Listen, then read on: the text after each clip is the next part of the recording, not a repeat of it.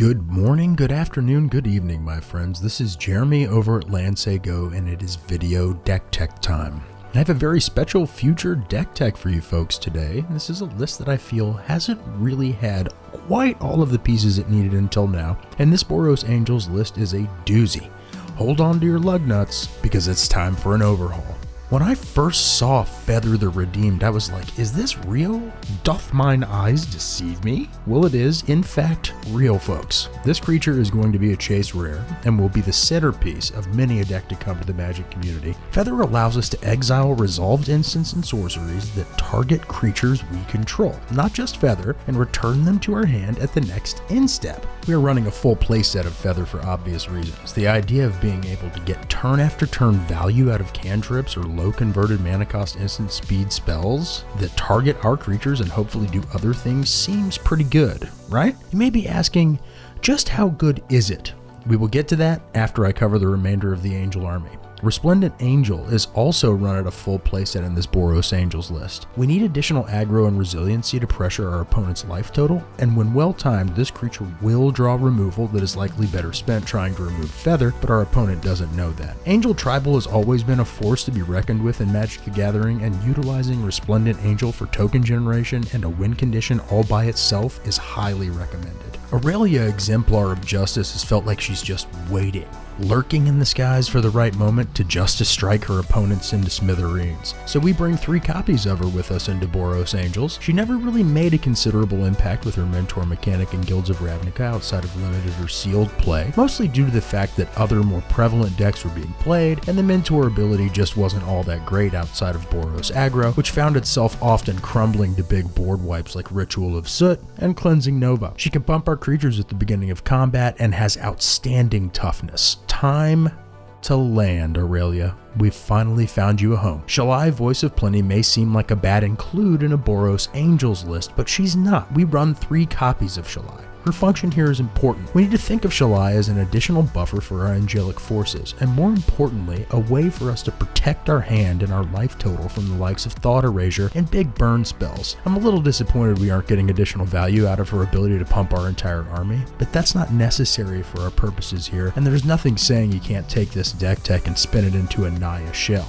Just think about that, my friends. I elected to run 2 copies of Angel of Grace in the main board. I feel like having the ability to drop a 5/4 creature at instant speed that can potentially save the game and win for us on the crackback is just too good to pass up. Angel of Grace has not seen a tremendous amount of play, and it hides itself well in a deck that cantrips on the level that this list does. Being able to exile it from our graveyard to pump our life total back to 10 is a great additional option for us, but it should be said now that given our next card, we rarely, if ever, need the bounce back with our life total, and we're using the Angel of Grace to disguise a combat scenario that more often than not works in our favor. Flash her in, swat a creature, maybe gain 5 or 6 life. Get me? Lyra Dawnbringer, my sweet, sweet girl.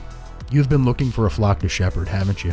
Well, look no further, baby. Look no further. We run 3 copies of Lyra to ensure we have her on the battlefield, and that we have additional copies for the eventuality that our opponent figures out a way to remove her from play or the game. She lords all of our angels and gives them lifelink. She is the pinnacle of our angel curve, and when coupled with her sisters, makes for a fearsome army indeed. Sure, Jeremy, that's great, you say, but where's the ingenuity? Well, remember Feather the Redeemed? We've built a cantrip package around Feather that makes for some serious draw card advantage, outstanding filtering potential to find cards we need, and potentially the best resiliency we have seen from a creature deck in years. Defiant Strike, originally printed in Concept Tarkir, is a 1-mana instant speed spell that allows us to pump the power of a creature we control by 1 and draw a card, all for 1 mana. We run a playset of Defiant Strike to ensure that when we have an active Feather on the battlefield, we get to return our 1-mana draw card spell to our hand at the end of the turn. We can do this at the end of the turn on our turn,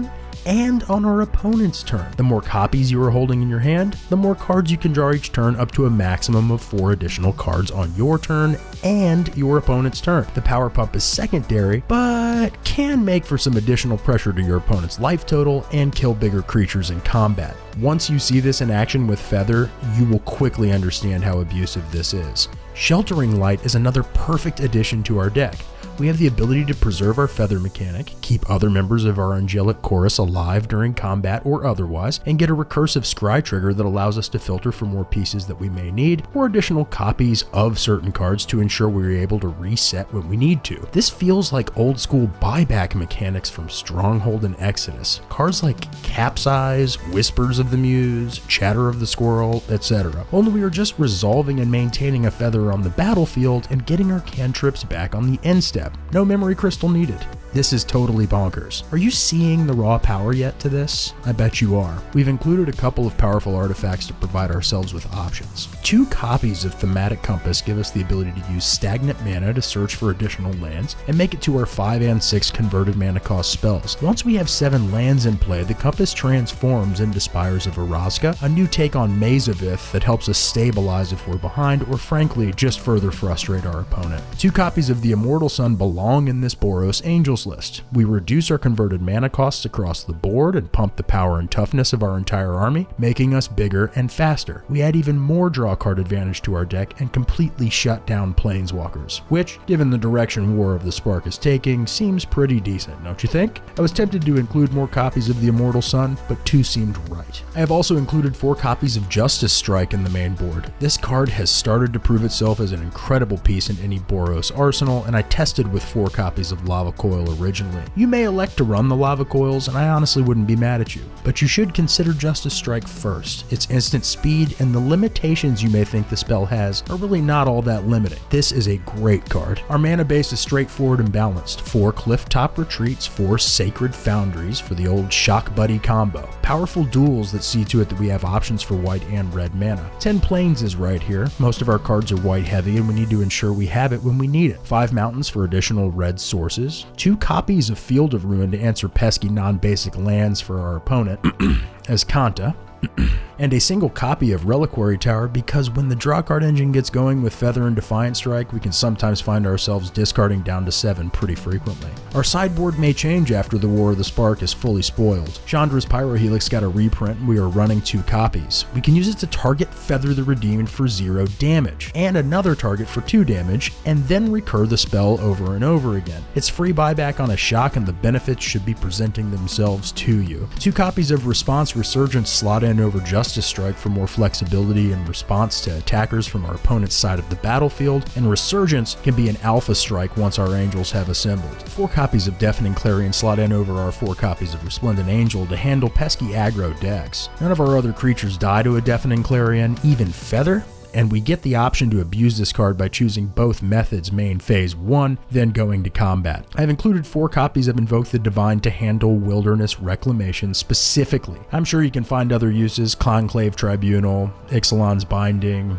Disinformation Campaign, the list goes on. Settle the Wreckage at 2 copies gives us additional potentially backbreaking interactions during combat outside of Angel of Grace, and I generally slot these cards in over Angel of Grace when we need to respond faster. Last but certainly not least, 1 additional copy of Lyra Dawnbringer in the sideboard. Bumping Lyra to 4 copies should be obvious. We want her on the battlefield. This is, after all, a Boros Angels list. I hope you can see the value in a lot of what's being presented here with Feather. There are certainly options to spin this into more of a Jeskai shell, even include other colors. Black, green, blue, all have decided benefits in being able to return certain instants and sorceries that target a creature you control to your hand. I don't think that I've broken this card completely wide open. I'm sure that better builders than I will eventually get there. But I hope you do build this list, take it out, give it a test, and drop some feedback at www.landsaygo.com. Follow us on Twitter at landsaygo1, and I can't wait to hear from you guys. Thank you for your patronage. We can't do this without you.